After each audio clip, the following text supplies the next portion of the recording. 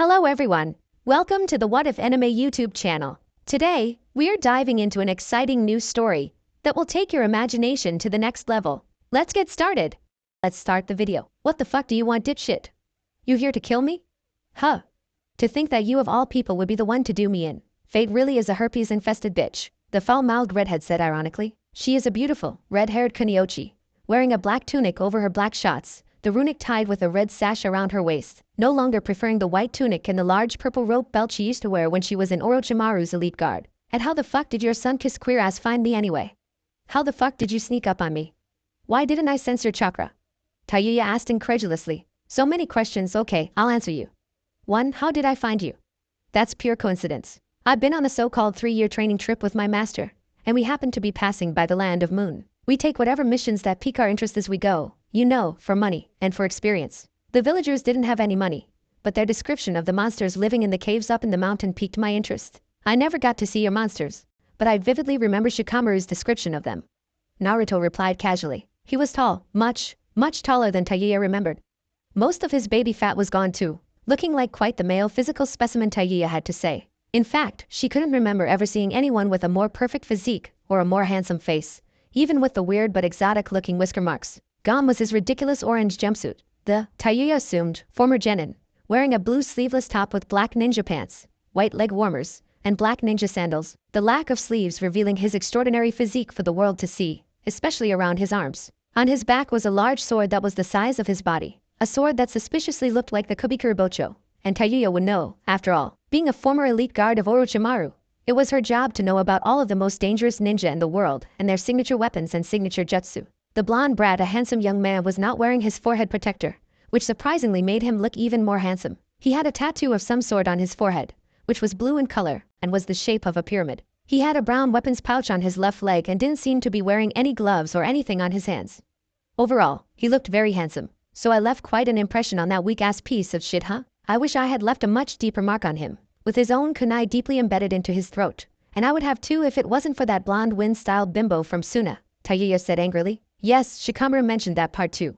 Apparently you were about to overpower his shadow possession technique and kill him were it not for Temari-chan's arrival, Naruto retorted. Damn right I was.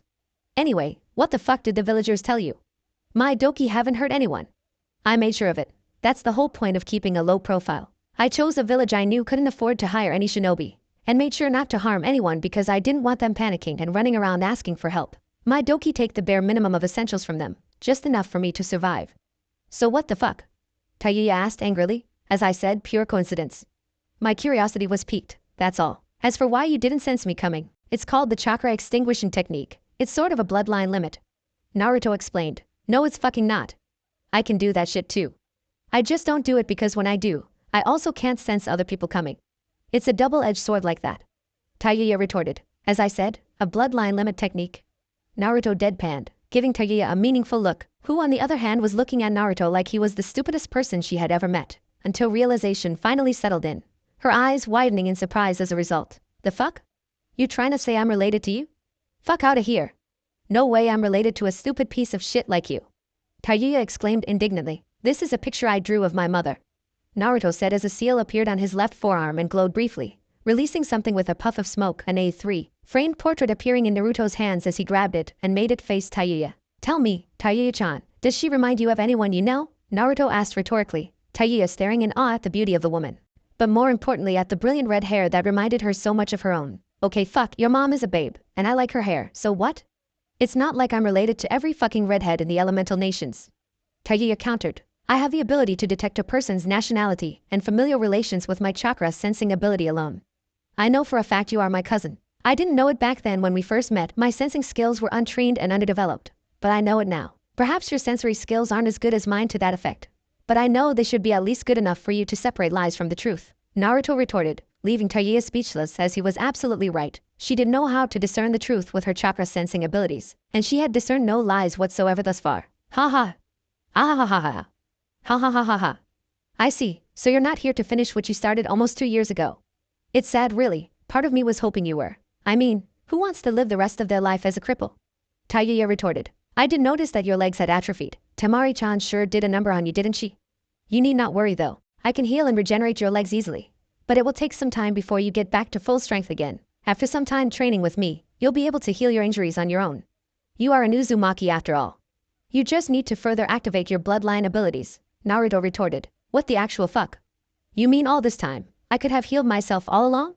Tayuya asked incredulously. Pretty much. Naruto laughed, his smile so beautiful, genuine, and infectious that Tayuya, despite wanting to get angry at him, just couldn't muster the strength to, finding herself laughing alongside with him. So what are your terms and conditions?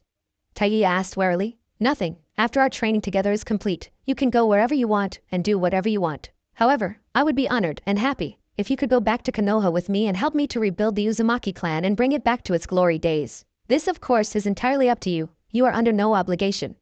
All I want for you is the best for you, Naruto explained, Tayuya looking at him with a very serious and suspicious expression, yet once again unable to detect any lies. He has no reason to lie. The chakra extinguishing technique enabled him to close the distance on me without alerting me. From this distance, he can easily get to me before I play my flute or summon my doki. And without my legs, I'm literally useless and helpless in a close-range fight. Why ask me and give me a choice when he can just take what he wants? Tayuya thought confusedly. You have great power. I can tell just by looking at you and reading your chakra. You always had a ridiculous amount of it. But it's now far more potent and far more controlled and focused. In fact, it seems like you have fully reined it in. I'm sure you have loads of new jutsu that you have developed since then. You could take whatever you want from me. So why ask? What would you do if I rejected you and told you to go away? Tayuya asked skeptically. I would heal your legs, even if I have to do it against your will. However, that is the only thing I would do against your will apart from paying you a visit every once in a while, Naruto retorted. At this point Tayuya is starting to realize that the blonde-haired enigma was completely different from anyone she ever met before, and definitely the complete opposite of Orochimaru. I see, Tayuya replied with a thoughtful expression. Good, so what will it be then? Naruto asked curiously. I accept all of your terms. I will go back to Konoha with you and help you to rebuild your clan. However, there is something that makes me weary. I'm not certain how safe it is for me to conceive children for you, because of the cursed seal. I'm not sure what effect that will have. The only reason Orochimaru had been unable to track me down, and probably doesn't know that I am alive, is because I haven't used it since my fight with your stupid genius, friend. As long as I have the seal, I am concerned that his influence over it might affect our children somehow, Tayuya replied, much to Naruto's shock, not having realized the possible interpretation of his words. He had only been asking her to come and live with him as a family. As cousins, he hadn't realized that with another interpretation. His words could mean that he wanted to start a family with her. However, now that he knew that is what she thought, and that is what she was determined to do with him, he didn't think that he could retract his words without deeply offending her. Did he really just propose marriage to a girl without even knowing it? Just how crazy was his life? Well, I also happen to be both a medical expert and a seal master. One of my late frenemies, Yukihaku, left me all of his and his master's jutsu in hopes that I would continue their legacy. I didn't use the scrolls at the time because I felt unworthy of their legacy. It wasn't until I got desperate, when I realized that my master wasn't taking my training seriously at all, that I began to read those scrolls. I learned a lot about medicine and seals from them, knowledge that I have gone on to further expand upon. Naruto explained, leaving out for now the part about meeting his dad inside his Jinchuriki seal and how his dad passed on his knowledge to him. I see, and this frenemy was a student of Momochi Zabuza? Tayuya asked curiously. What? How did you know? You knew him? Naruto asked shocked. No, but it explains why you carried the Kabikura Bocho. Your sensei was Hatake Kakashi, right? If you defeated Zabuza's apprentice, then it could only mean Kakashi was the one who defeated Zabuza. Tayuya discerned. Yeah, pretty much what happened, more or less. Naruto deadpanned. I see. Okay, fuck it. Heal my legs, dipshit, and do something about my curse seal. Now. Before I change my mind. Tayuya said with a bossy attitude. Yeah, sure. In a minute. I gotta report to my friend these developments. I'll be right back, okay? Naruto said excitedly. The fuck? I thought you said you were here with your master or whatever? Tayuya asked suspiciously. I can see how you could have misinterpreted my words like that. But no, that's not what I said. I said I was on a 3-year training trip with my master. I didn't however say I was traveling with him right now. I deserted him about 6 months into the trip. I send messages to him every once in a while via toad summoning to let him know I'm still alive and well, but I have no interest in traveling with someone that's only holding me back. I've done much better without him. So for the next 12 months, it will be just the 3 of us. Naruto responded. Who the fuck is your friend, dipshit? It better not be that emo bastard Uchiha. Tayuya said angrily, an anger that was really merely a disguise for her insecurity. Her name is Fu, she's the Nanabai Jinchuriki. I went to her village to warn them about Akatsuki and to share with them the information I had about some of its members, and their former member Orochimaru. Instead of increasing protection over her like I hoped, they responded by banishing her. They said that if just one former member, like your former master, Orochimaru, had the strength to challenge a village like Konoha and kill the Hokage in the process. Then they dread to think what would happen to their small village if they challenged an entire organization of Orochimarus. Naruto explained with a hint of incredulity in his tone. So you decided to take responsibility for her? Well, I suppose technically it was your fault, although you only sped up what was already inevitable. Tayuya thought analytically. Perhaps, but I think you and her will be great friends. I think we're all going to get along really well. Naruto said with a genuine smile. Why the hell don't you hate me? Dipshit? I'm the evil wench who attacked your village and helped Orochimaru trap and defeat Hokage. I'm also the evil wench who kidnapped your best friend and took him to Orochimaru for the snake pedophile to feast on his body. But you're also family. Family doesn't give up on each other. Family sticks together. Naruto said with a loving smile. Heh. If that's what you really think, then you're an idiot, which means you need me even more than I thought to protect you from everyone else exploiting your idiocy. Tayuya said smugly. Sure, if that's your way of saying that, you're starting to warm up to me. Naruto said, winking at Tayuya before running out of the cave. I'll be back soon with Fu-chan. You're going to like her. Naruto shouted as he waved at Tayuya, tears falling from her eyes as she smiled warmly, unable to believe that fortune could actually smile at her so brightly, as she had never experienced its smile whatsoever in her 16 years alive. 12 months later. So let me get this straight. Your son of a bitch of a sensei, who has allegedly been searching for you for 2 years, is 5 hours late for our rendezvous with him. But for some reason, we are supposed to believe that he has spent this entire time looking for you? Tayuya asked incredulously. She was much healthier and much stronger now. After all, 12 months was a very long time. Naruto had fixed her curse seal problem, which was a simple matter of removing Orochimaru's partial soul from her cursed seal. Simple in principle, that is, because in reality it was a very complicated process that required a complicated ninja art, namely, sealing techniques, as Orochimaru, not unexpectedly, had made his soul's presence a key function of the seal. Tayuya didn't want to lose the curse seal powers, but had wanted to lose only Orochimaru's influence and connection to it. Naruto had agreed, as he had explained to her that the curse seal was actually a form of Sannin mode, which explained the massive boost in senses and abilities when it was used. Naruto had told her that she had two choices. If she wanted to continue to have access to the powers of the seal, then she either had to let him sever a part of her soul and use it in the place of Orochimaru's soul, or she had to give him time to find a way to reconfigure the seal so that it doesn't need a soul to control its functions. Fortunately for her, Naruto was too much of a genius for his own good, as he had taken only half a day to figure out how to reconfigure the seal. So as of now, she was a cursed sage mode user. What made things better was that she was far less restricted in her usage compared to before. Naruto had told her that, as an Uzumaki, she had the potential to master sage mode without the aid of a sealing technique, that she could access it and control it on her own. So Naruto had taught her how to do it, and now she could sense and gather sage energy on her own. However, due to the drawbacks of that, such as the fact that she would have to stand still for a while and couldn't gather more of it while fighting, it was decided that it was better that her curse seal act as a storage device instead, from where she could draw a nigh unlimited amount of cursed sage mode energy from. That wasn't the only thing that had changed, as Naruto had taught her the shadow clone technique. She used this technique to seal clones of herself into her doki, and Naruto taught her another seal that she used to link her mind to the clones inside the doki so that she could issue mental commands to them instead of playing her flute to control them.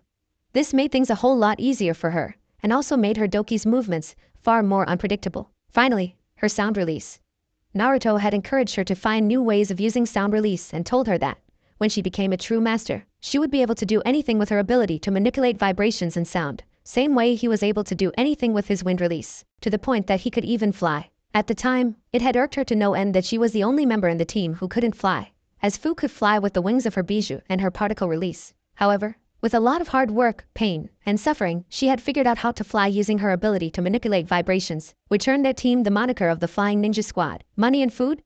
That was not a problem at all, not with Naruto's Mokutan ninjutsu. All they did was sell fruit and vegetables to the biggest hypermarkets in the elemental nations, and they'd become billionaires in a very short time, not to mention the timber that they sold to construction and furniture companies. Tayuya could honestly say that she understood how Konoha easily became the most successful and richest ninja village of all time with Hashirama Senju as their founder. Still, she didn't understand why Naruto wanted to keep his Mokutan a secret, especially since he wanted to be the next Hokage. That alone would boost his chances exponentially. Although on the other hand, she kind of understood as maybe he wanted to truly feel that he earned it as opposed to getting it, simply because of his bloodline limit. I do not actually care that he is late, or if he really was searching for me or not. As you already know, our plans are far bigger than that. I just hope that Tsunade-sama will approve our application as soon as possible and allow us to enter the Chunin exams in Kumo. I want to be a Jonin by the time I return to Konoha, and I want you guys to be in my team. Naruto replied. Yeah, I can't believe that I, an elite Jonin, am gonna be a fucking genin again, like what the fuck? That totally sucks balls, man. Tayuya said incredulously. You would know, given the fact that you have Naruto-sama's balls permanently lodged deep down your throat, Fu said with a playful but mocking tone, seemingly taking pleasure and great entertainment from riling up her redhead friend. Fu is a beautiful, petite, tan-skinned kunoichi, wearing an orange clip in her short, layered mint green hair that matches her orange eyes. Her ninja outfit consists of a short, sleeveless white midriff shirt with fishnet armor underneath, long white armlets, and fishnet shorts with a short white apron skirt over it. Her forehead protector is worn on her right arm. What the fuck did you say to me, you ugly slut? You bastard. Fuck you. At least I have his balls down my throat. Better than having your tongue permanently lodged deep into his asshole, Taiya retorted, causing Fu to laugh heartily in response, enjoying the insults thrown at her far more than any normal person should, Naruto releasing an audible sigh, unable to believe that he hadn't completely lost his mind hanging out with these two psychos 24/7. What? Are we boring you? Dipshit? I didn't hear you say that when you were ejaculating your rotten semen inside of me last night, Taiya said, Naruto not knowing whether to laugh like a man or be insulted by Taiya's behavior, eventually settling with a nostalgic smile as ultimately, he realized, he wouldn't choose to have it any other way. Because no matter how crazy these two psychos were, they were his psychos. Forgive me for my poor timing, my love. I was just thinking that the messenger toad must have delivered our message by now. I'm just a little anxious, that's all. Naruto replied, what will happen if she rejects us? Or if the requirements for amnesty are too unreasonable? Fu asked with concern. Then I defect and become a missing ninja. Meanwhile, back in Konoha, Sakura didn't know how to feel. Livid, definitely. How dare Naruto form another team? With two beautiful women of all things. What about his promise to her? What about his promise to save Sasuke-kun from Orochimaru and rebuild Team 7? How was he going to do that when he was forming a new team with foreign sluts? How was he going to do that when he was replacing Kakashi-sensei with Jiraiya-sama? She knew it. She knew this would happen. She had begged Tsunade-sama not to let Naruto leave the village with Jiraiya. She had told Tsunade her fears, that Naruto might not be the same when he returned, that something bad might happen. But Tsunade Shishio had not listened, and now look what had happened. As for Naruto, she was going to strangle him and chop his balls off when he returned. He was going to pay for this betrayal.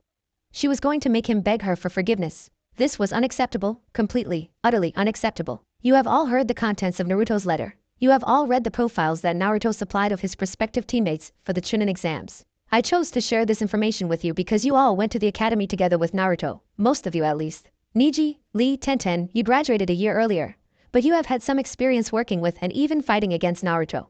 I want to hear all of your opinions. Unacceptable.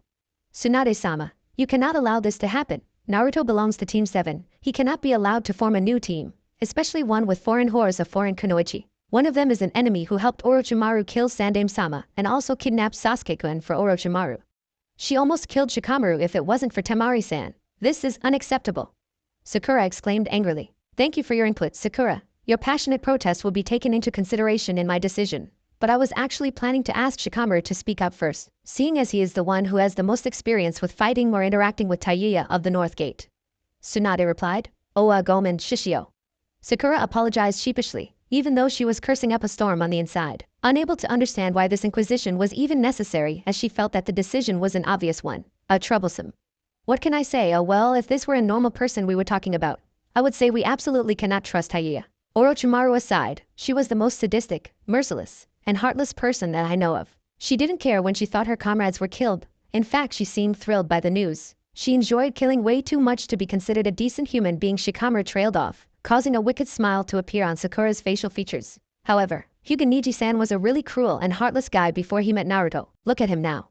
I won't even mention Lord Kaza Kagegara. That guy was a living nightmare, and Naruto somehow earned his respect and love. And now they are the best of buddies. And Gaara is the nicest guy you'll ever come across. If he could change those guys to this extent, then I imagine he must have done the same to Taiya. And if he has, then she is now an extremely powerful and valuable asset. Shikamaru said, much to Sakura's chagrin, unable to believe the level of stupidity that Shikamaru just wasted 5 minutes of her life spewing. And they call this guy a genius? No way. Interesting. And you, Hyuga Niji, you briefly interacted with Taiya in the Sasuke retrieval mission. What do you think? Tsunade asked curiously. I agree with Shikamaru. It's true that not everyone can be changed, but having interacted with both Naruto and Taiya, my experience tells me that Naruto is capable of achieving anything he puts his mind to. If anyone could have reached Taiya's heart and changed her, it is Naruto. Niji deadpanned. Kiba? Are you in agreement? Tsunade asked curiously. Those sound 5 bastards were strong and ruthless. But I would expect nothing less from Orochimaru's students. Anyone would turn out like that if they were subjected to Orochimaru cruelty and madness in their childhood. But I trust Naruto, believe in him even If he says she's legit, then she's legit. Kiba replied. I agree with Kiba, Niji, and Shika, Hokage-sama. If Naruto trusts her, then I trust her too. Choji said earnestly. That doesn't mean anything.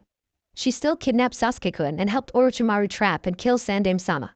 She is guilty of those crimes whether she has changed or not, Sakura argued passionately. True, but in his letter, Naruto made it clear that she will atone for her crimes by providing all the information she has about Orochimaru, including his contacts and his secret bases.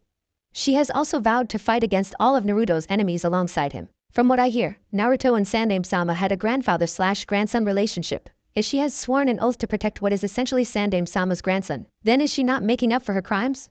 Shino retorted, causing veins to literally pop up on Sakura's forehead. Oh, just like that, huh? You all vouch for this criminal? I didn't know that you all hated me that much. What have I done to you? Huh? Please tell me, because I'd like to know. Sakura asked, much to everyone's confusion as they didn't understand what the hell she was talking about. Sakura, what has led you to this conclusion? Kakashi asked, confused. Don't you dare play dumb, Kakashi sense. Look underneath the underneath. Remember your own lessons? What do you think will happen to Team 7 if that evil criminal wench is accepted into the village? Don't you see what's happening? You're being replaced with Jiraiya-sama. I'm being replaced with that evil psychopathic wench. And Sasuke-kun is being replaced by this fool person. Team 7 is being disbanded. And everyone here is supporting that decision. So I ask again, what have I done to you that you would actively try to sabotage my team? Sakura asked furiously, stunning everyone in the room into silence, some of them looking down and unable to meet her gaze as they were ashamed of the fact that they didn't even think about what all of this could mean for Sakura. Don't you think you're overreacting a little too much, Sakura? Naruto is a complete idiot, but he would never ask to switch teams. He would never abandon his loved ones, Tsunade retorted. No offense, Hokage-sama, but aren't you being a little naive? Naruto made it clear at the end of the letter that he wanted you not to allow any emotional attachments you might have to him or anyone else to affect your decision, but for you to make a logical, impartial decision. In fact, he made it a point to emphasize that request. Don't you think that that is because he anticipated the reaction of your apprentice? Also, if you say Naruto would never abandon his loved ones, doesn't that apply to Fu and to Jiraiya as well? Clearly, based on the letter and the nature of the request itself, he is very much attached to these two young women. Kurenai retorted eloquently, causing a deep frown to appear on Tsunade's facial features. Damn it! Kurenai! I think you might actually have a point. Tsunade said warily. You can't. Tsunade-sama, please. You can't do this. Sakura pleaded. I don't want to, Sakura. But Naruto has been gone for 2.5 years, and has spent a lot of that time with these two young women. You guys might have not noticed, but Naruto has no family here in Konoha. He doesn't even have real friends. He has teammates, yes, but no friends. I have to make a decision that is best for the village, and denying Naruto this opportunity could be the straw that breaks the camel's back. The last thing we need is another talented young ninja deserting the village. Also, Naruto wants to be a jonin by the time he gets back, and there are only 6 months left before he returns. So not only would I be denying him the chance to be with loved ones, but I would also be denying him the opportunity to become a chunin and take another leap towards his lifelong dream of becoming Hokage. Besides, there is no actual guarantee that Naruto wants to change teams. It's just speculation at this point. He might actually just want a team to help him qualify to enter the chunin exams in Kumo. Tsunade retorted, much to the horror of Sakura as she couldn't believe what she was hearing. Tsunade-sama, I thought you weren't supposed to allow emotional attachments to affect your decisions. Sakura asked tensely, feeling like her sensei's emotional attachment to Naruto was affecting her decision-making. Exactly. I have to make the decision that best suits the village. 2 Jinchuriki is military advantage we cannot allow to pass us by, and the bonus of another elite Jonin-level ninja in Taiya just puts a massive cherry on top of the deal. Also, we cannot afford to lose the Jinchuriki we already have either. Tsunade replied. As Tsunade-sama, what exactly is a Jinchuriki? Naruto mentioned it in the letter, saying that Fu is a Jinchuriki just like himself. What exactly is that? Kiba asked the question that every one of the Rookie 12 were wondering but too embarrassed to ask. A demon container, more specifically, a tailed beast demon container. Naruto is the host of the 9-tailed demon fox, and Fu is the host of the 7-tailed demon. Jinchuriki are safeguards against the Bijou running amok and destroying everything in their path, but they are also military assets as they have the potential to harness the power of the beast inside of them and use it in battle. Part of the reason Naruto is being trained outside of the village is so that he can learn to harness the power of the 9-tailed demon fox without endangering the village, should he lose control to the beast. Tsunade explained much to everyone's surprise and horror, apart from the senseis of course, but also Niji and Shikamaru, who seemed to have already known or at least had suspicions about Naruto. What? Naruto is a demon? Impossible. Sakura exclaimed in surprise. He's not a demon, he's just its container. I'll admit, that can change if he were to ever be defeated in the never-ending battle between container and hosts for control. However, I believe in Naruto, 100%. I have no doubt that he will one day be able to completely tame the nine-tailed fox. The fourth Hokage was a wise and intelligent man. He knew what he was doing. Tsunade said passionately. Does Naruto know? Does he know there is a demon inside of him? Sakura asked with a betrayed look in her eyes. Yes, he does. Also, you and your peers should know that Naruto's status is an S-rank secret, not to be revealed to anyone under the penalty of death. Only the Hokage, namely me, and Naruto himself may share this information with anyone else, Tsunade declared gravely, causing every one of the Rookie 12 to swallow audible gulps. So, basically, you're saying Naruto knew all this time what he was, and could have told us, but chose not to? He didn't even trust his own friends with this information? Kiba asked with a deep frown. I'm sure he had his reasons for not telling you. It is an S-rank secret after all. That is not something you disclose to others lightly. Tsunade retorted. I need time to process this, Sakura said as she ran out of the office before anyone could stop her. Sakura, leave her, Kakashi.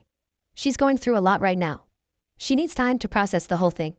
Her whole world is unraveling, at least, a large part of it is, Tsunade said somberly. You're going to be in quite a pickle yourself, Hokage-sama.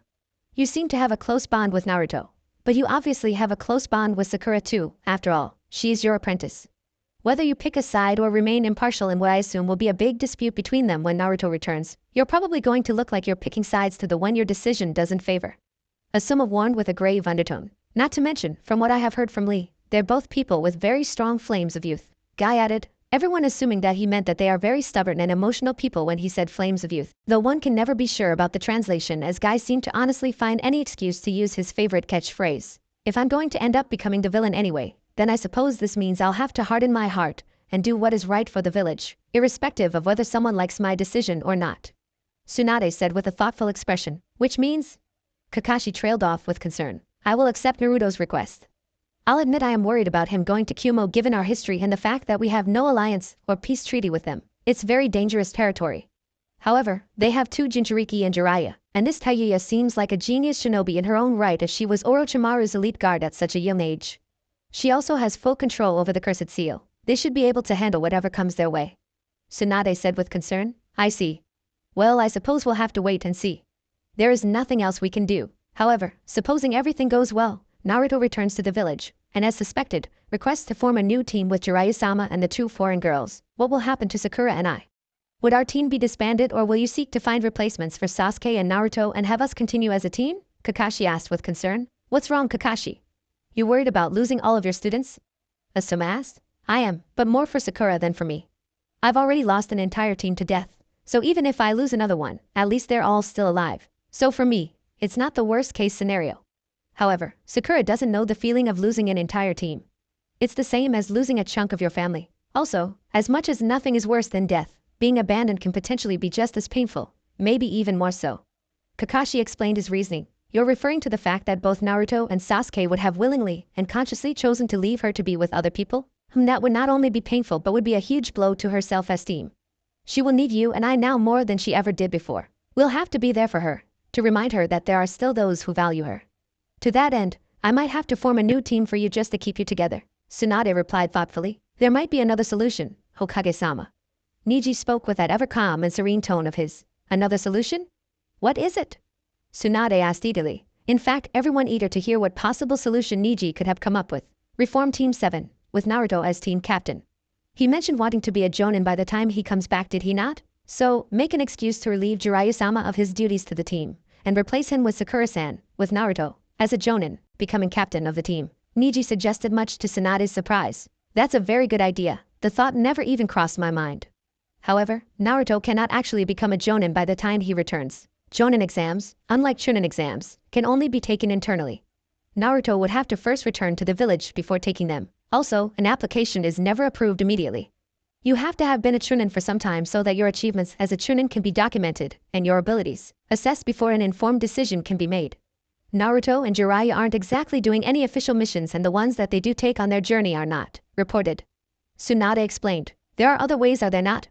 Someone can become a special jonin if they have an especially powerful or efficient technique that makes up for their lack of experience, or for the fact that they haven't ticked all the boxes. It can also be awarded to someone who has achieved a jonin level feat, such as defeating a jonin level opponent in single combat. Niji retorted. All of which are possible, but have yet to occur, or might not occur. Besides, with my well-known relationship with Naruto, it would be difficult to grant him any special promotions without it looking like I was biased. Naruto himself probably wouldn't accept it. He would probably see it as a shortcut. Tsunade argued. There is another, rare, alternative. One can be promoted to join by recommendation from a rival village leader. Who knows, perhaps Naruto-kun will do something to impress Reikage-sama during his stay in Kumo. Shizen replied. Precisely what I am hoping doesn't happen. The last thing I want is for Naruto to catch the eye of that man. He's more likely to try and kidnap Naruto than to recommend a jonin promotion for him. Tsunade said, biting her teeth nervously. Arg. Whatever, I need a drink. You're all dismissed. I'll figure this shit out later. I need time to think. Tsunade said in frustration. 1 week later. I cannot believe you convinced Tsunadeheim to accept this ludicrous request. Your powers of seduction have surpassed even mine own, Jiraiya said as they got nearer to the gates of Kumobikyu no Sato. You have no seduction skills to speak of, you perverted old fart. Tayuya said indignantly. Ha! You're just too young and inexperienced to appreciate my high-level skills of seduction. Jiraiya retorted. Ha! Sleeping with whores that you have to pay to sleep with you doesn't qualify as seduction, you imbecile. Tayuya counter-argued. Ho ho ho. My beloved apprentice, are you really going to let this young, rowdy lady speak to me so callously? Jiraiya asked with a mock-hurt tone and expression. I don't see you speaking up for me when she's on my case, so no, I think I'll let you handle this one on your own. Naruto shrugged. Truth be told, Jiraiya was very unhappy and disappointed, and he was also very sad, because he no longer trusted his godson. Not only had Naruto disappeared on him for the majority of their training trip, but his inability to track him down, he, the Toad Sannin, the greatest spy and detective in the world, unable to track down a genin, really had him concerned. There was no way Naruto had eluded him on his own. There was no way he was that smart, and that skilled, certainly not at the time. The only way it was possible was if someone had been helping him. But who? Who could have gotten close to Naruto without him noticing? Of course, Jiraiya had no idea that the people who helped Naruto were long dead, namely, Momochi Zabuza, Yuki Haku, and Namikaze Minato. Using scrolls he found in Zabuza's hideout 3 years ago, Naruto had trained himself to the ground before defecting. Those skills had given him the knowledge and skill to evade Jiraiya. After all, Zabuza had evaded the famed Hunter Nin squad of Kirigakure for well over half a decade. When he later tried to control the Kyuubi's chakra and lost control, he had met his father in the seal, who had also imparted a ton of knowledge for him to improve his skills, knowledge and training that had led him to discovering more of his bloodline abilities. Furthermore, Naruto had later met his mother in the seal, when he used his chakra chains to take full control of the Kyuubi, and she had also passed down her knowledge to him. So yes, Naruto had help, but not in the way Jiraiya thought he did. I'm sensing a lot of strong chakra signatures near the gate, Tayuya said, interrupting Jiraiya's train of thought. It's IWA and Kirigakure Shinobi, 2 4-man teams. They must be here for the Chunin exams, even though they are all way too strong to be genin. Naruto retorted. How can you tell that from here? They aren't even visible yet. Jiraiya asked, confused. Naruto-kun is the best chakra sensor in the elemental nations. He can tell family relations and geographic relations from his sensory skills alone. Fu replied on Naruto's behalf, much to Jiraiya's surprise as he didn't even know Naruto had any chakra sensing potential. You can tell which nation someone is from by just sensing their chakra? Jiraiya asked incredulously. More or less. It's easier when they are in group. Most IWA shinobi are Earth-style users, and even those who aren't born with an Earth affinity will be forced to develop an Earth affinity. So when you see a team of 4, and all of them can use Earth style, then it becomes obvious that they are from the Wabikure no Sato, doesn't it? It's the same with Kirigakure and Water style, and Kumobikure and Lightning style. Naruto explained. So what you can actually sense is the chakra natures that a person can use. That's still a level of sensory perception that I have never heard of. Jiraiya thought out loud. They have sensor types too. They have detected us, and it seems to be the reason why they are waiting at the gate. They must have sensed the strength of our own chakra and have identified us as potential threats. Naruto said gravely. These Chunin exams are already turning out to be more trouble than they're worth. Are you absolutely sure you want to do this, Naruto? Jiraiya asked with concern. Definitely. I must at least be a Chunin by the time I return to Konoha. Speaking of which, after these exams, we need to start recording and documenting our missions. I don't want my application for the Jonin exams to be rejected because of lack of experience. Naruto said as they continued marching towards the gates of the Kumobikyu no Sato. Your ambition to be Hokage, huh? You seem to be in far too much of a hurry these days. You've never had any doubt about your ambitions, but you've also never seemed to be in such a hurry. It always seemed like something that would happen someday. But the way you're moving right now, it's like it's something that you want to happen immediately, Jiraiya said curiously. My friend and rival has already been Kazekage for just over 12 months now. Let us just say, I have a little extra motivation. We don't know what the future holds, especially with the threat of Orochimaru and Akatsuki still lingering. The fact that Tsunade-sama might have to die for me to take over doesn't sit well with me. But if, Kami-sama forbid, it were to happen, I have to be ready to take the mantle. That was our promise, wasn't it? That she would hold the mantle until I'm ready? Naruto retorted. Are you sure that is all there is to it? Jiraiya asked suspiciously. All there is to it? You make it sound like my reasons are small. Have you forgotten that this is my lifelong ambition? Of course I want to be ready to seize it when the time comes. Naruto deadpanned. Jiraiya trailed off, seemingly unconvinced. Not that Naruto cared, of course, as the only people whose opinions he truly cared about were Taiya and Fuchan's, the only two people that he trusted without reservations, and vice versa. 5 minutes later. Good morning everyone, how are you? Naruto greeted politely. What the fuck are you being nice to them for, dipshit? They're the enemy. We'll likely be fighting them in the exams. You ain't gotta say shit to them, Taiya said brazenly, causing Naruto to fight hard to resist an audible sigh, the only thing stopping him being the fact that, in all honesty, he knew that he used to be just like her in the past, as he remembered his own outbursts and loud declarations in the last Chunin exams he entered. You have some nerve coming here, Yandame Hokage no Gaki. A slim, beautiful girl with short black hair and pink eyes said, eyes which are accentuated by her eyelashes running upwards at the corners. She was wearing the standard attire of the IWA nin, consisting of a red uniform with her right sleeve missing and a lapel over her right leg, fishnet tights and a skirt over them. She was also wearing regular shinobi sandals and a pair of gloves, and had a brown weapons pouch on her left leg with her forehead protector wrapped around her forehead. I knew this was a horrible idea. Jiraiya thought in a panic, looking at the shocked looks of everyone who was in hearing shot, looks which quickly turned to realization as Naruto's resemblance to the man left almost, if not in fact no doubt at all in their minds about the legitimacy of the IWA Kunoichi's statement. I'm guessing you must be the Sandaime Tsuchikige's granddaughter then?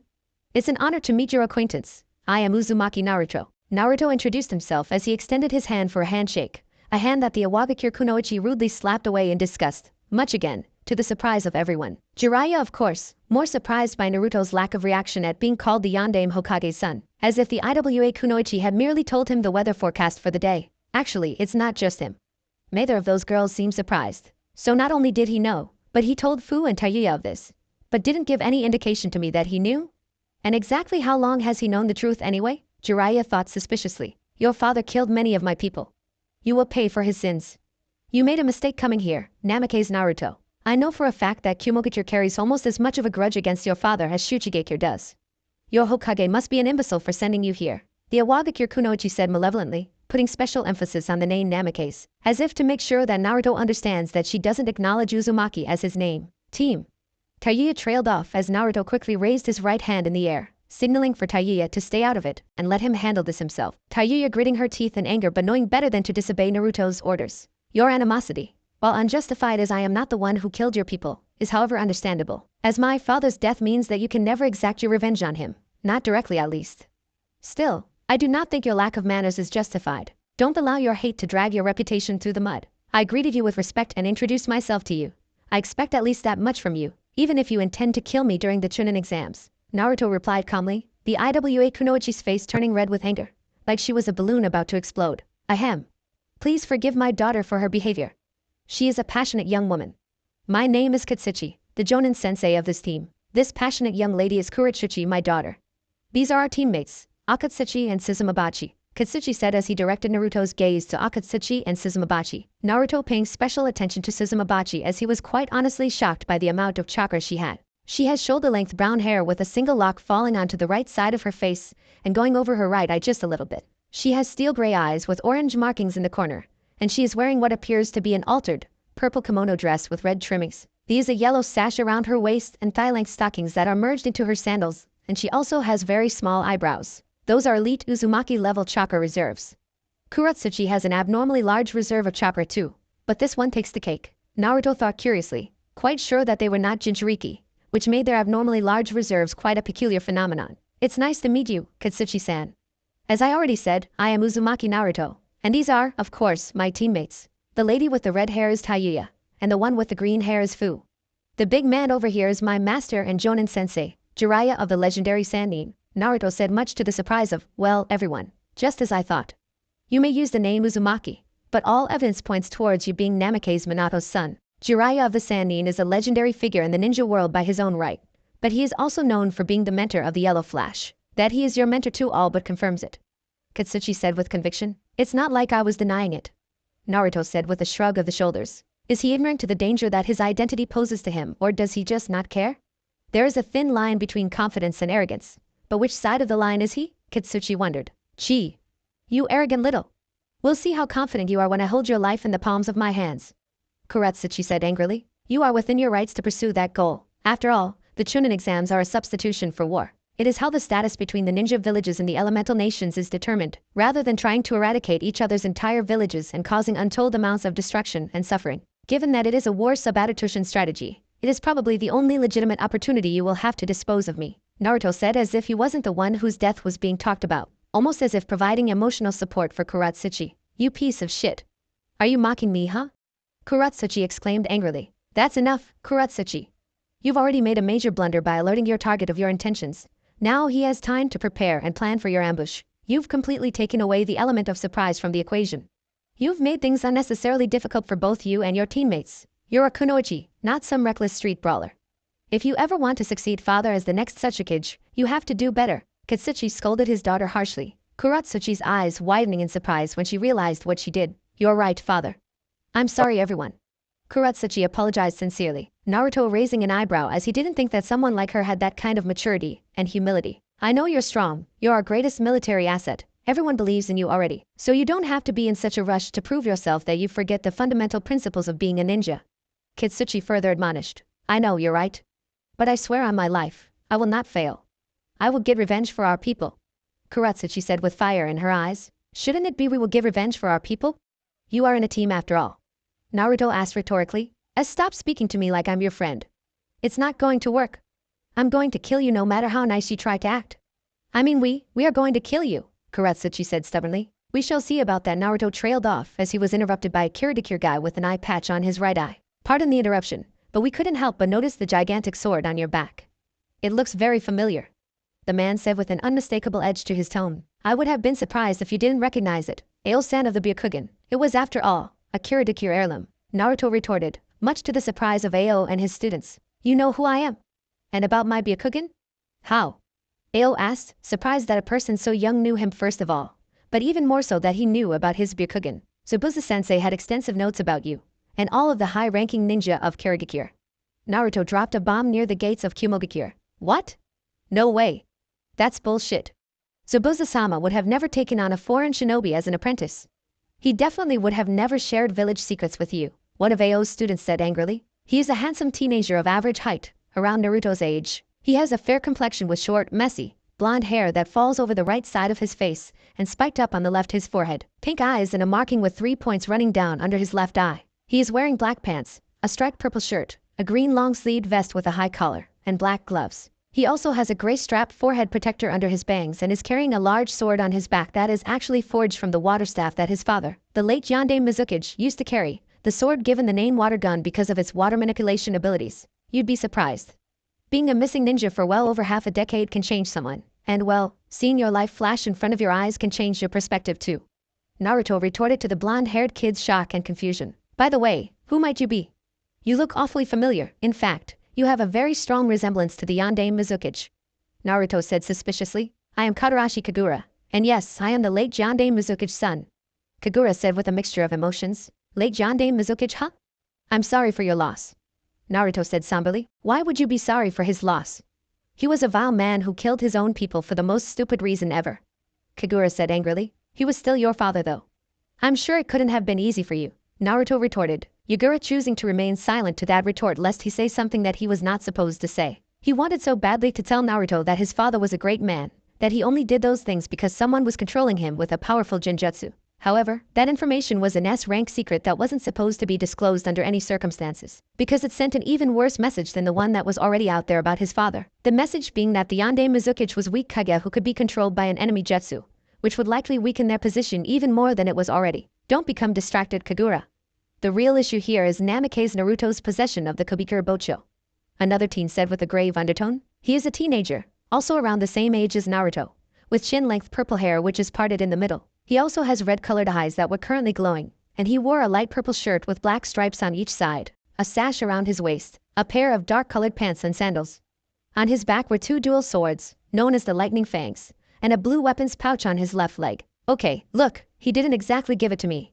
We encountered him and his apprentice on a mission almost 3 years ago. Hio was killed in battle by my then Jonin sensei, Hataki Kakashi, and I defeated his apprentice, Yuki Haku. Haku and I were able to form a deep bond, a brotherly bond of sorts.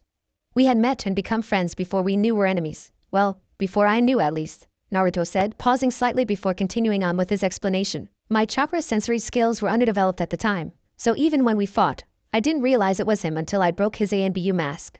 After finding out who he was, I couldn't kill him. I hesitated. Fortunately, he couldn't kill me either. When Kakashi-sensei was about to kill Zabuza, Haki used his demonic crystal ice mirror technique to teleport to Zabuza and took the blow instead. But not before he gave me coordinates to his and Zabuza's hidden base. Naruto trailed off as he tried to suppress his emotions. Zabuza and I had an argument about Haku's death before he died. He said that Haku was a mere tool and that the fact he lost and died made him a defective tool. Needless to say, I was pissed off. In the end, he admitted that he loved Haku like a son and shed tears for him. He managed to change and become a better person in his last moments. That mission, it was my first mission outside of the village, and to this day, it is the mission that has had the largest impact on me. In Zabuza and Haku's hideout, I found a lot of things: his personal bingo book, their jutsu scrolls and ninja tactics. Haku must have wanted me to find them, and to learn from them.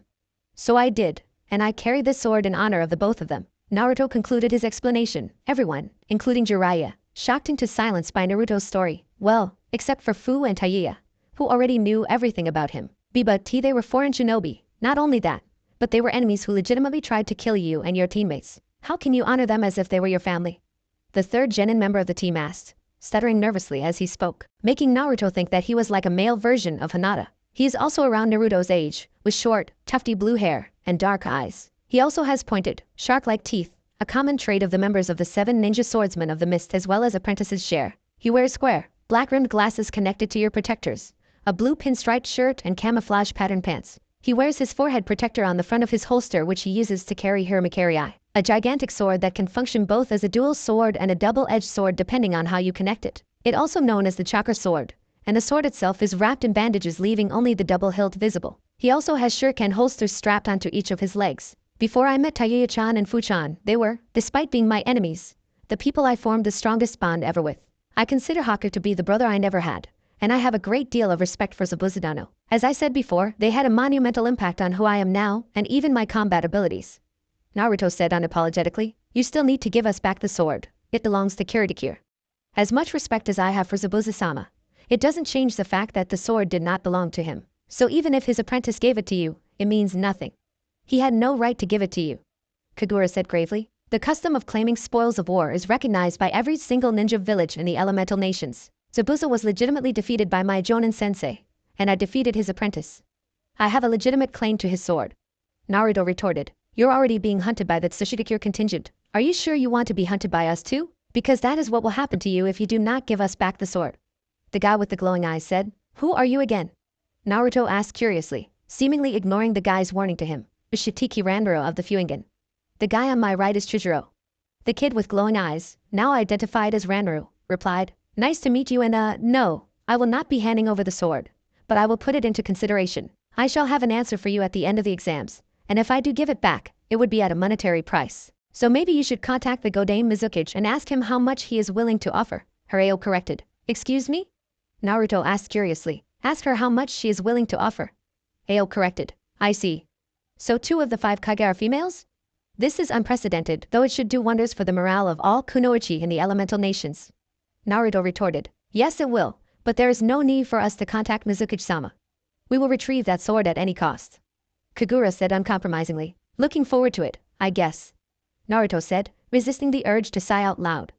Maybe this wasn't such a good idea after all, coming to Kumovikir for the Chunin exams. 2 days later, knock knock knock. Coming. Naruto said as he went to the door. You're supposed to ask who it is, fool. Jiraiya said incredulously. I know who it is, it's the Nibi Jinchuriki. Naruto said as he reached the door, Jiraiya having to remind himself that Naruto was apparently their ultimate sensor-type ninja. Although that really didn't help the situation because it now begged the question of why the hell the Nibi Jinchuriki would be sent to their room. And so early in the morning too. But it was too little too late as Naruto had already opened the door before Jiraiya could mount a protest. Good morning, Namike-san. The beautiful, angelic beauty on the other side of the door greeted Naruto, looking at her with awe as he couldn't believe how beautiful she was. She has long, straight, blonde hair bound with taut bandages, dark eyes, and is also wearing red lipstick. She is wearing a short-sleeved black and purple blouse and black pants, both of which have a design similar to clouds on them, purple fingerless gloves and a chain of blue beads wound around her left hand. She also is wearing the standard Kumobikir forehead protector, sandals and a kunai holster, which is strapped to her right thigh, and there are bandages around her arms and legs as well as a red belt around her waist. Good morning, ni Yujito, Jonin of Kumobikyu no Sato. The woman, now known as Yujito, greeted professionally. Nice to meet your acquaintance. So how may I help you? Naruto asked politely. It is customary to invite a guest in and not leave them standing at the door.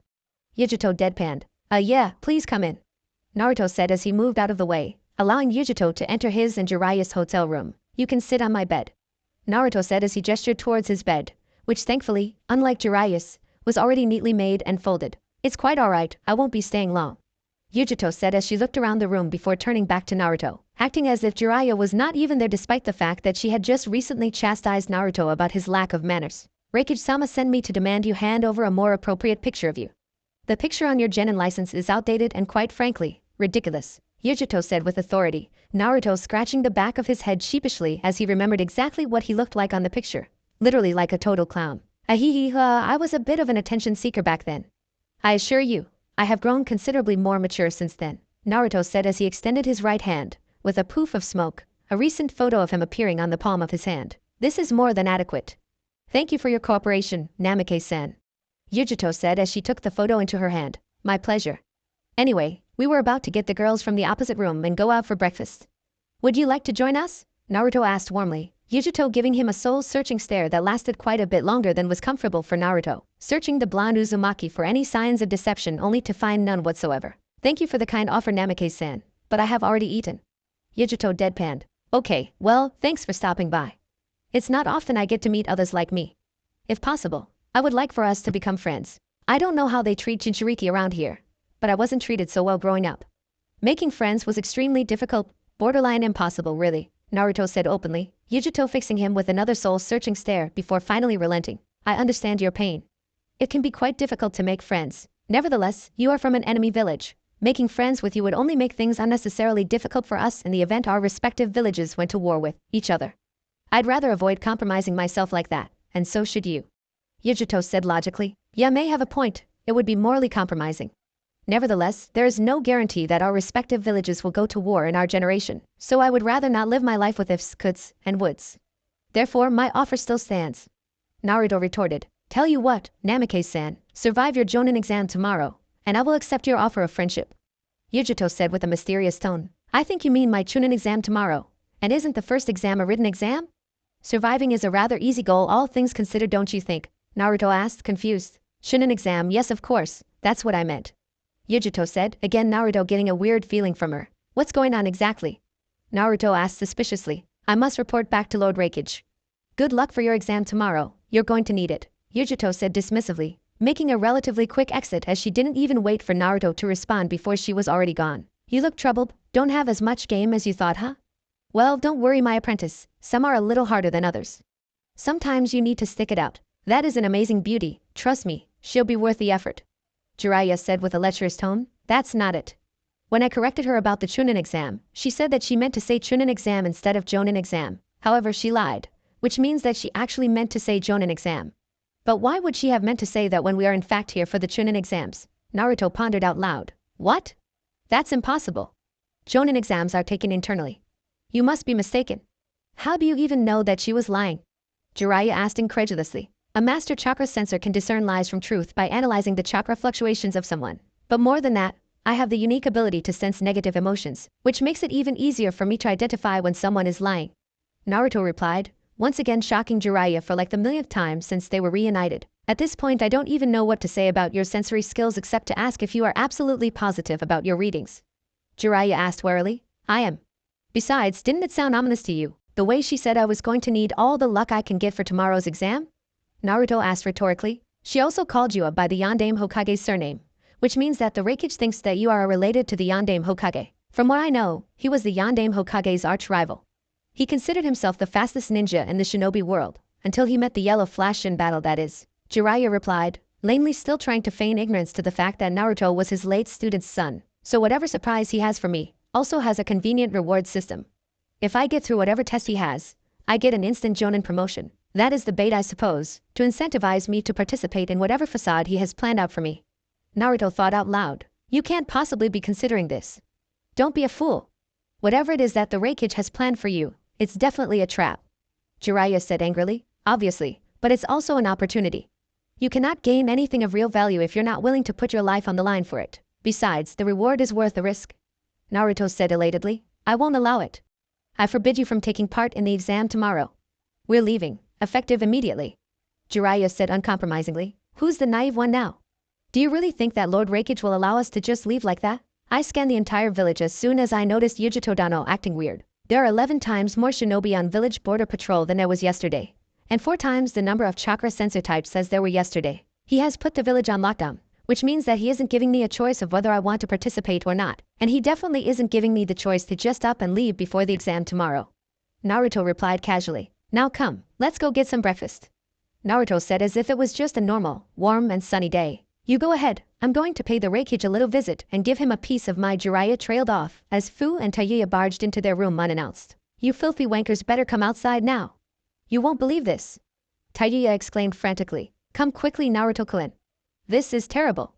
I mean, it's freaking exciting, but it's also terrible, I think. Fu exclaimed incoherently. Naruto and Jiraiya both looking at each other with confused facial expressions before nodding together at the same time. Lead the way. 2 minutes later, streets of Kumogakure no Sato. So that's why Yujito wanted an updated picture of me? I must say though, they work pretty damn fast. I mean, it was not even 10 minutes ago that I gave her my picture, Naruto said impressed. Must be some kind jutsu. It's possible the posters were already up, just hidden via genjutsu. And maybe there was a jutsu they used to switch the old picture with the new one before they released the genjutsu. Tayuya deduced without using a single swear word. Probably. Hee hee. Kuratsuchi must be seething right now. Naruto laughed amusedly. Right. That herpes-infested mouth of hers must be spewing an endless supply of diarrhea right this moment. Serves the bitch right. Tayuya said in agreement. The Kiri swordsman won't be happy either. Fu laughed with satisfaction. Are you snot-nosed little brats stupid or something? You don't see this for what it is? Does it need to be spelled out for you? This isn't no exam, this is a public execution, at the very least a public assassination. You're being put on the chopping block, Jiraiya said incredulously, unable to believe the sheer magnitude of his godson stupidly as he looked, with horror, at the large posters that were hung all over the village, posters advertising tomorrow's spectacle, a Jonin exam at the Storm Cloud Arena, where 3 one-on-one battles were to take place, between Namake's Naruto, son of the Yellow Flash and Yatsukie, the Raikage, and 2 other battles between Naruto's teammates Uzumaki Tayuya and Seven Tails Jinchuriki Fu against the Raikage's body, guards and tag team partners, C and Yatsuki Dari respectively. Of course it is. However, that doesn't mean we have to play along with the script that's written for us. We've got our own script in mind. Naruto retorted confidently. Hee hee hee. I can't wait. I wonder what abilities Yatsuki Dari has. I can't wait to fight him.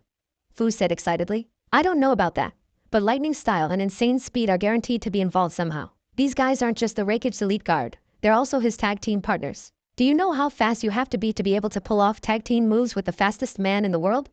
Naruto asked rhetorically. Esuk. This is going to be so fun. Fu exclaimed excitedly. Heh, I dunno, this guy looks like a weak-ass faggot to me. I'm going to fold him up like the weak, submissive little twink that he is. Tayuya said confidently. Confidence is good, but don't underestimate anyone, especially, as previously mentioned, the Raikage's elite tag team partners.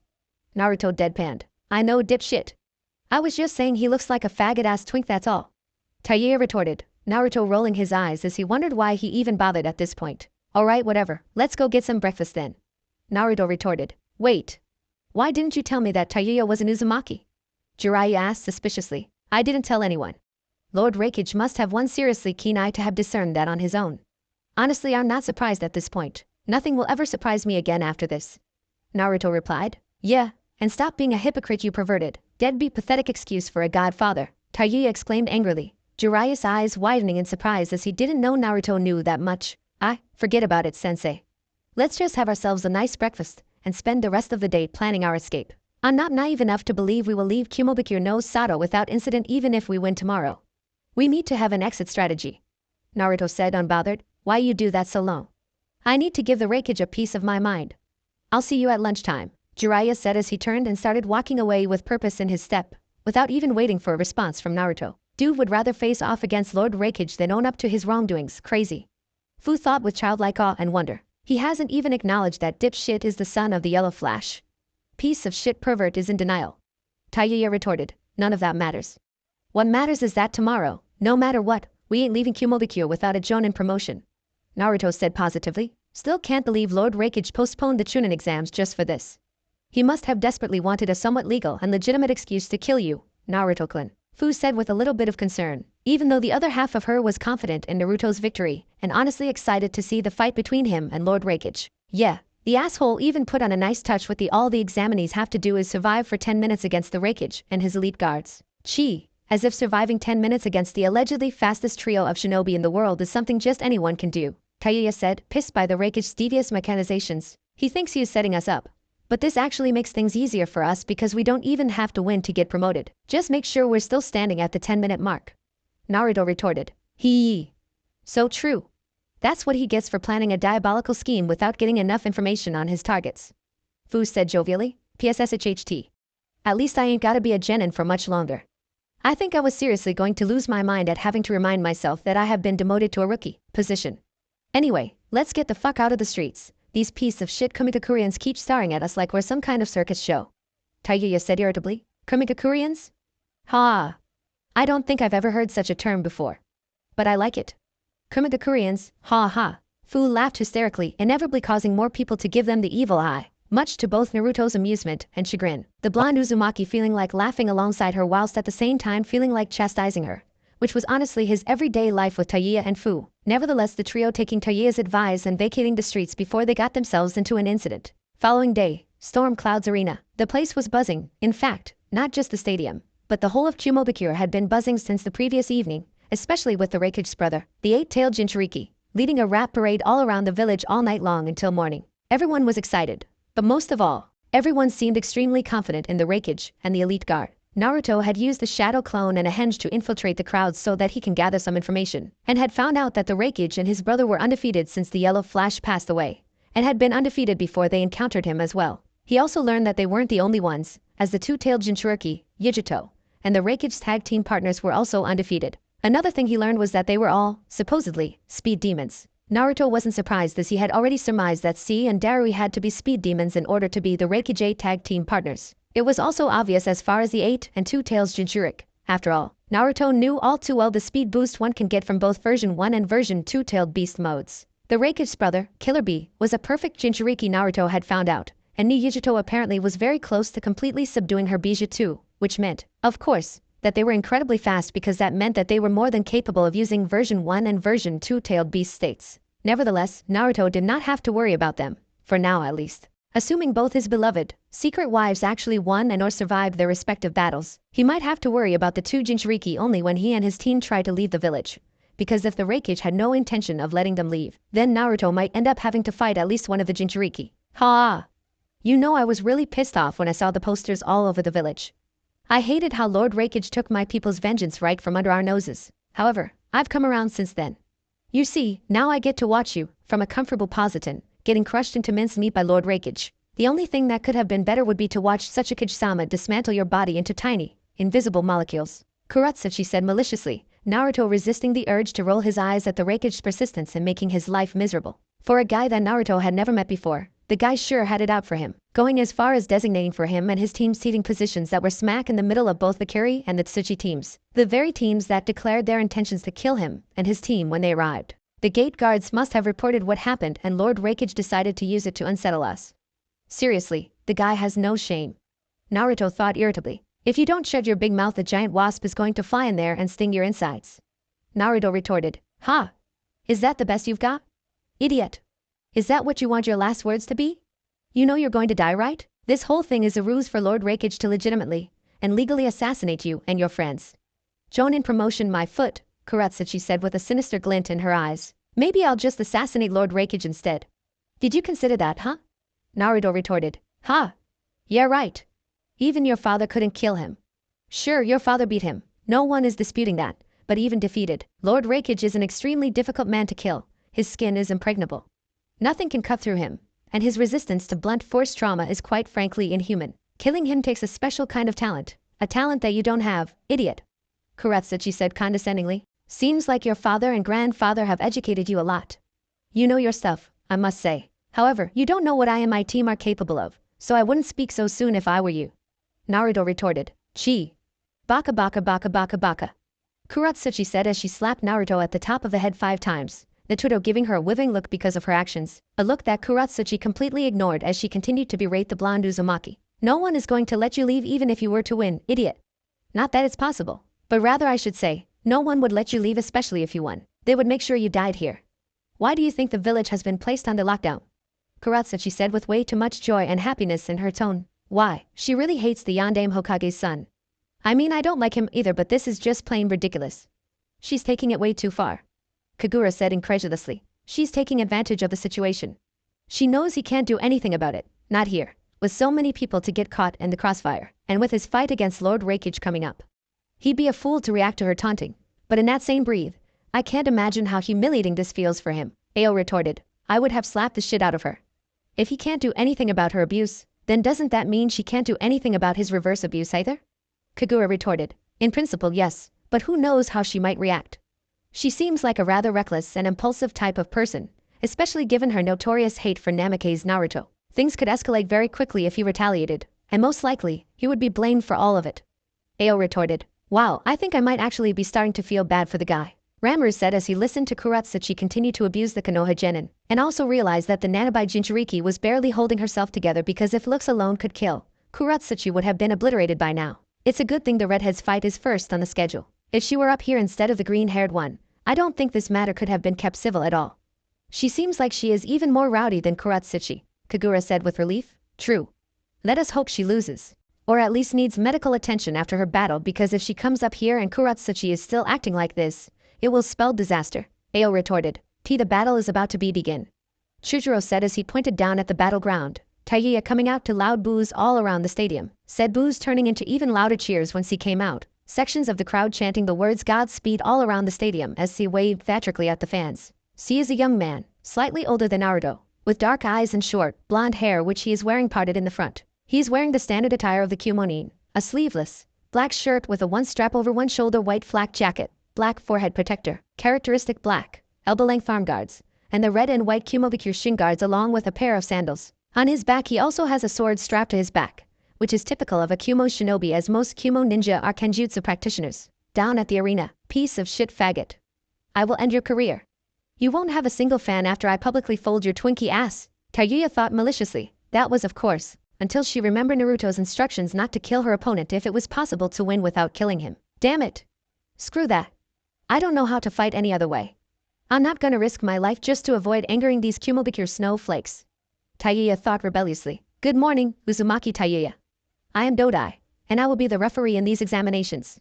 You will fight until one of you dies or until one of you cannot fight any longer. If either of those results come to pass within 10 minutes, you will automatically become the winner and consequently be promoted to the rank of Jonin. There are no rules. You can lie, cheat, deceive, and do whatever is necessary to win.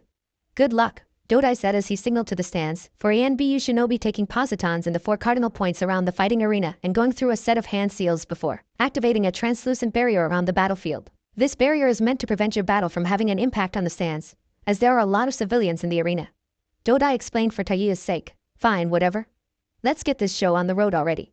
Taiya said impatiently. Very well.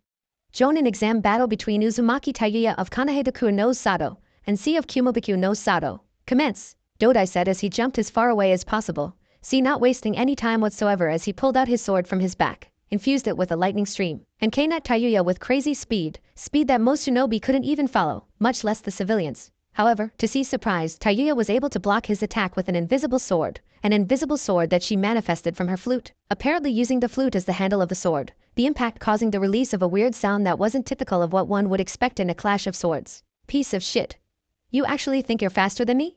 Taiya said angrily, successfully overpowering her opponent, and then switching gears as she went on the attack, using some crazy, super fast and agile maneuvers as she tried to slice her opponent into pieces, pushing C on the back foot as everyone who was watching marveled at not only her speed but also her skills as they didn't expect her to have C on the defensive. Of course, part of the reason for that might have had to do with the fact that she was using an invisible sword. Without knowing the size or length of the sword, no one could quite figure out how the hell C was even able to block the attacks in the first place, nor how exactly Taiya was using an invisible sword to begin with. However, as the battle progressed, it became increasingly clear that C himself was just barely able to keep up with the speed and especially the invisible sword as he started to get nicks and cuts here and there, the frequency of the cuts and the nicks increasing as the battle went on, Taiya's advantage becoming more and more pronounced as the battle continued. Damn it! What a ridiculously unfair technique. If I wasn't a sensor type, I'd be dead already. But still, being able to sense a sword and being able to see it are two different things. And moreover, she keeps changing the length and overall size of the sword every time I think I have it figured out. I have to change tactics, C thought as he decided to retreat and establish some distance, otherwise he was going to lose at this rate. Heh. Retreating are we? I knew you were just a weak-ass bitch, Taguya said mockingly. Dead silence in the arena as everyone couldn't believe that this genin was actually not only holding her own against the Rakich's tag team partner but was actually pushing him back. In fact, right now, she was the only one to have drawn blood as he hadn't landed a single hit on her, whereas she had landed multiple hits on him, albeit in non-lethal areas. Lightning illusion, flash pillar, C said, ignoring Taguya's taunts as he went into a set of hand seals before calling out the name of his Aiatsu, which was basically like a jutsu version of a flash grenade, releasing a blinding white light from all over his body. Of course, this was the trick of the technique, as it was meant to make the victim believe that the jutsu only served to blind them, whereas it actually marked the activation of a genjutsu. The genjutsu wasn't that hard to dispel if you knew you were caught in it, but what made it such a difficult genjutsu to dispel was the fact that the victim didn't even realize that a genjutsu had been activated. In any case, he didn't waste any time as he once again rushed head-on at his opponent, which of course proved to be a mistake on his part as, just before he reached her and sliced her head off while she was busy covering her eyes, he found himself wrapped up in vines that came out of nowhere, the vines constricting his body to such an extent that he couldn't even move a muscle. What the hell? What's going on? She asked, confused. Did she somehow reverse the genjutsu I placed on her? Impossible? The activation sequence and my attack were executed almost simultaneously. She wouldn't have had time to break it, much less reverse it. She thought incredulously. Nice try, jackass.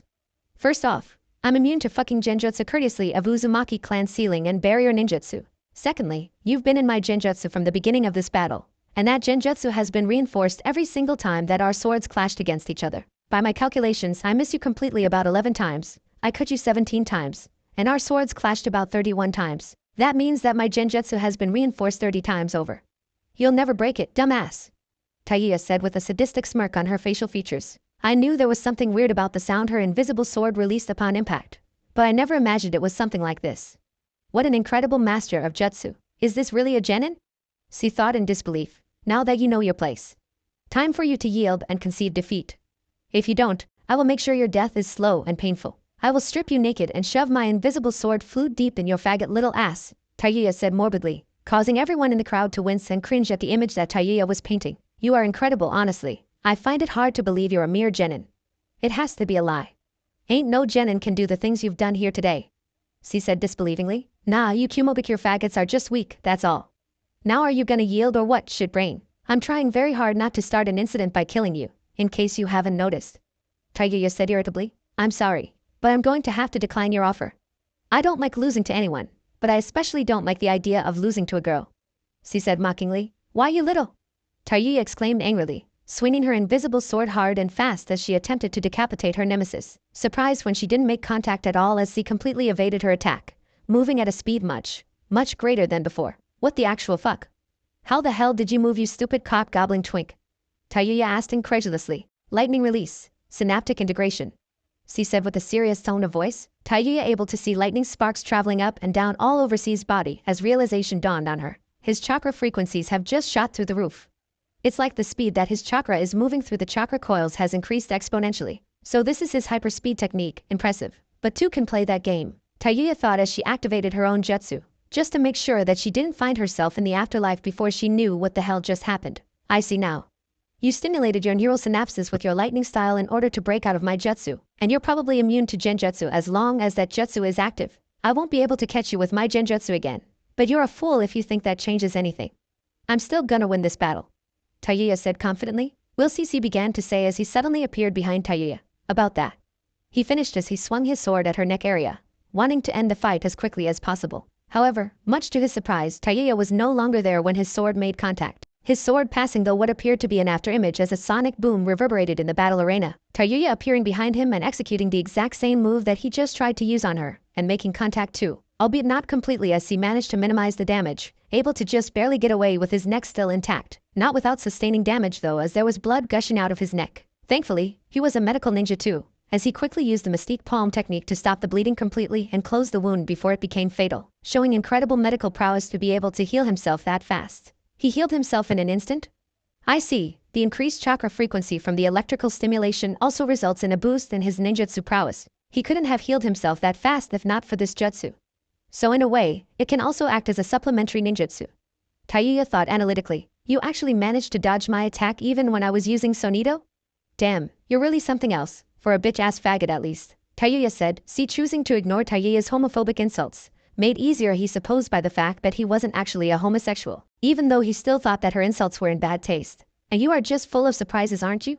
Who would have thought that you could use your vibration release to increase the speed and frequency of your chakra, and to use your sound release to enhance your shenshin? I suppose this is my fault for underestimating you. You're the teammate of the Yellow Flash's son. Of course you would be fast yourself. C said as he, to Tayuya's surprise, increased the frequencies in his chakra exponentially, again. So much so that there was a clear shroud of electricity surrounding his body, and his hair was standing up and facing upwards. Lightning release, Godspeed technique. C said with a calm and focused tone of voice, but also cold and unfeeling, like a true, merciless killer. HN. He's finally taking me seriously, I see. Good for him, I guess. Tayuya thought excitedly, the crowd once again chanting the words Godspeed repeatedly. So that's what the chant meant earlier? Godspeed, see, huh? It's a fitting name, I guess, Tayuya thought, immediately having to dodge a straight thrust from C, using sound release. Sonito to evade to the right only for C to quickly turn with her and follow up on the attack. Tayuya having no choice but to block with her invisible sword. T-team. Tayuya cursed, realizing how insane her opponent's reflexes were for him to have turned with her like that, almost as if he knew beforehand exactly which side she was going to turn. I won't let you get out as he trailed off as he was stabbed from the back all the way through his abdomen by an invisible sword, his eyes wide in surprise and widening further as Tayuya used the moment of surprise to quickly break his right hand wrist, causing him to drop his sword unceremoniously on the ground. Tayuya following up by grabbing hold of him around the neck and squeezing tightly, using her vibration release to protect her hand from the lightning oscillations of C's jutsu. It was impressive how quickly you saw through the after image that my Sonito leaves behind when I move at the speed of sound. However, you didn't know that I could use the residue sound release chakra to form the after image into a real sound release clone, did you? You ignored the after image because it wasn't a threat to you, but didn't know that, in an instant, it can turn into a life-ending threat, Tayuya said as she squeezed harder around C's neck, her clone also twisting the sword inside C's guts until the sharp ends were facing horizontally. You're in a vice grip you can't escape, and my clone is ready to pull the sound release. Invisible sword horizontally across your stomach.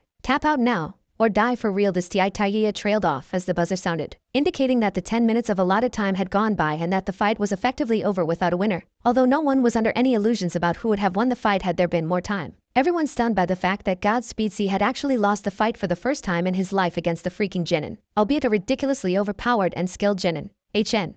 By the skin of your teeth, Tayuya said as she dispelled her clone and unceremoniously dropped C on the ground, turning around and walking away as if without a care in the world. Most of the crowd confused about how exactly C lost as the fight was way too fast for their eyes to comprehend, only able to see the end results of every move that was pulled and not exactly how they got from point A to point B. Back at the stands, well, I guess that's one down.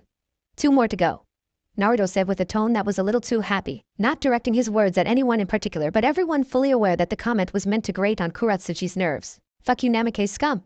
That shit doesn't mean anything.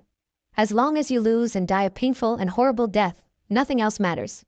Kuratsuchi said angrily. Well, I don't know about that. Seems like the gods favor us today, Naruto said jovially. Why, you little. Kuratsuchi trailed off as she was interrupted by the loud voice of Fu. Well, looks like it's my turn, Naruto-kun.